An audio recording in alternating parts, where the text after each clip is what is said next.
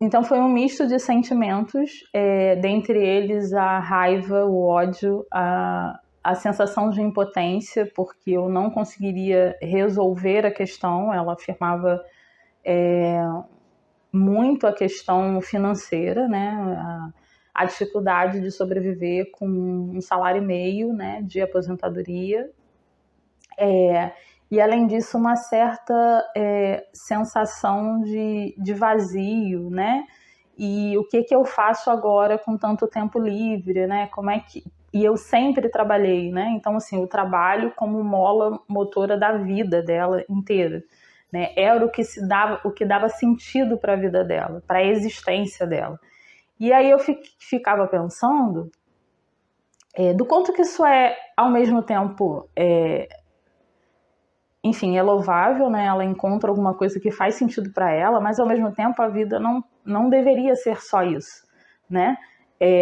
Ela deveria talvez se sentir bem em outras coisas. Ela poderia, talvez agora com mais tempo, poder experimentar outras coisas, né?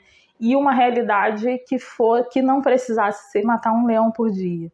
Só que a gente se acostuma a matar um leão por dia, sobretudo sendo mulher, sobretudo sendo mulher negra, periférica, né? Então eu acho que isso chega e conversa com várias pessoas. E ao mesmo tempo eu sempre reflito muito sobre a minha dinâmica enquanto Sirlene, né?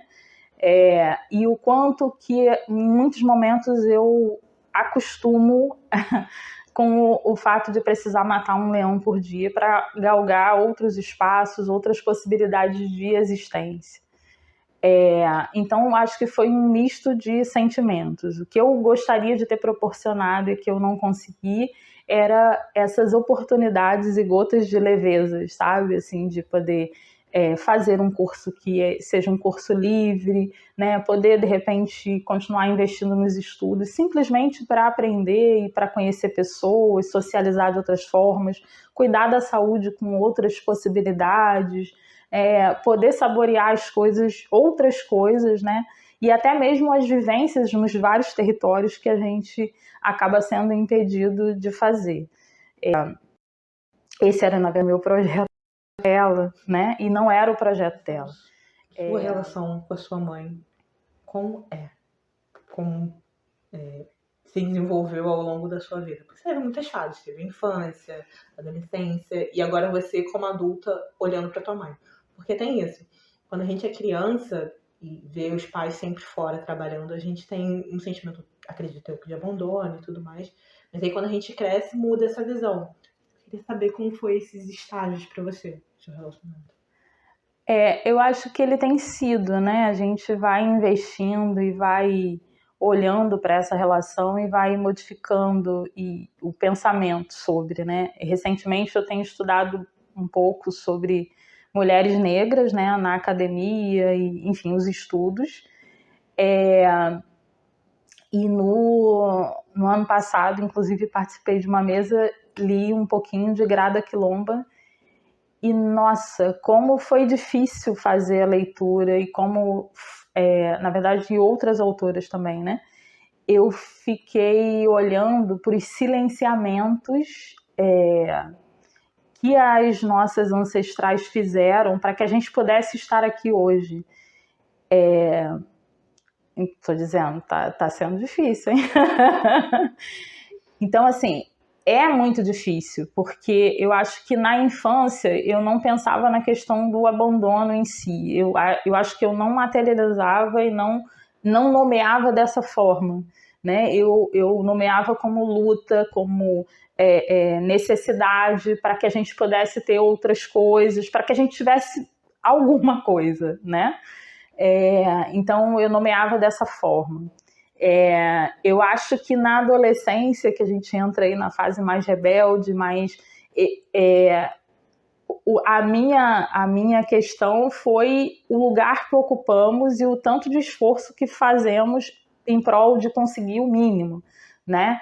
Então, também foi um período de muita raiva, né? Porque você percebe aí essas relações. Então, é bastante difícil, né? Olhar para isso e dessa forma, né? E aí depois veio o período, né, da graduação, enfim. Eu sempre gostei de estudar e sempre quis estudar e sempre achei que seria, né, a possibilidade de estudar seria o que poderia me proporcionar romper com o momento que a gente vivia, né, em termos de condições precárias, né, e etc. Então, digamos que investir nos estudos sempre foi para mim a minha terceira via, né, a minha possibilidade de. E esse foi meu sonho, assim, né, e investir nisso desde muito cedo. Até porque também via, né, na relação da minha família materna, que algumas pessoas que tinham conseguido estudar um pouco mais tinham realidade de vida diferente da trajetória da minha mãe, né? Que teve que abdicar, né, dos estudos e tudo mais para cuidar, né? Para, enfim, maternar os irmãos e, enfim. Então eu achava que essa seria a minha terceira via para conseguir galgar. Então hoje eu acho que eu vejo com muito mais respeito, porque antes eu questionava, né? Mas como que aceita certas coisas e certas situações? Hoje eu ainda questiono, né? Na relação de trabalho e, né, nas possibilidades que ela talvez teria de contra-argumentar ou argumentar ou negociar, e que ela não faz, e ela simplesmente silencia e vai, e segue, e continua. Mas hoje eu acho que eu vejo com muito mais respeito e sei que esse foi o caminho dela. Ela sempre me apoiou, né, nos projetos loucos e mirabolantes de estudar. Hoje continua me apoiando, porque eu tenho 2 filhos. E para ser mestranda, né, em algum momento alguém precisa maternar os meus para que eu possa, né, dar conta de uma atividade ou outra. Então, acho que hoje eu vejo com um pouco mais de respeito e uma compreensão maior, né? E eu acho que para mim ainda é uma dificuldade essa coisa dos silenciamentos, porque eu vejo silenciamentos na minha história em diversos momentos, né? Mas há coisas e há situações em que, mesmo que eu não verbalize o meu rosto, né, o meu corpo, para quem conhece já diz que eu acho absurdo e etc. E eu não vejo isso nela e eu não vejo isso na minha avó. Então talvez eu precise me espelhar, porque há momentos e há sempre ganhos e perdas, né? Faz parte do processo. Durante minhas pesquisas para esse documentário, procurei por fotos de família para ilustrar esses relatos. Algo visual que pudesse compartilhar o peso das palavras e desse um vislumbre de uma Ivone mais jovem, cercada de seus filhos, ou até mesmo ainda criança, acompanhada de sua mãe. Uma Jurema sem peso do trabalho e responsabilidades, talvez até mesmo sorrindo. Porém, todas as fotos encontradas são datadas da década de 90. Ainda que cercada dos filhos e netos já criados, uma grande parte da vida dessas mulheres está apenas em suas memórias. Foi então que percebi a importância real do documentário. Essa falta de registro representa um apagamento dessas mulheres. Pior, o silenciamento das suas vivências. Criada perspectiva do trabalho doméstico no Brasil, não se trata apenas de um trabalho de conclusão de curso, mas um recorte da história do nosso país. Um recorte que, apesar de fundamental, é ignorado, motivado pelo racismo, desigualdade social, marginalização e diversos outros tipos de violência.